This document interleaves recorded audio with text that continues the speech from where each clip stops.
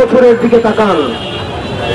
আমরা ফ্যাসিবাদের বিরুদ্ধে আপনাদের লড়াই এবং সংগ্রামকে আমরা সবসময় সম্মান জানাই। একই সাথে সাথে আপনাদেরকে মনে করিয়ে দিতে চাই, এই বাংলাদেশে আবার যারা ছাত্রলীগ হয়ে উঠতে চাইবে, যারা শিক্ষার্থীদের বিপক্ষে অবস্থান নেবে, তাদের পরিণতি ঠিক ছাত্রলীগের মতোই হবে। সুতরাং আপনারা শিক্ষার্থীদের বিরুদ্ধে অবস্থান নিয়েন না।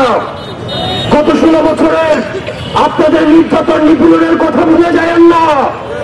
আপনারা যদি মনে করে থাকেন এই চাপাতির রাজনীতি, এই অফিস্টিকের রাজনীতি, এই ছাত্রলীগের রাজনীতি আবার আপনারা ক্যাম্পাসে আবার আপনারা রিস্টোর করবেন, তাহলে ছাত্রলীগ গেছে যে পথে আপনারাও যাবেন সে পথে। প্রিয় সহযোদ্ধা, এই গণতন্ত্র উত্তরণের এই যে লড়াই, এই লড়াই আমাদের সমন্বিত লড়াই।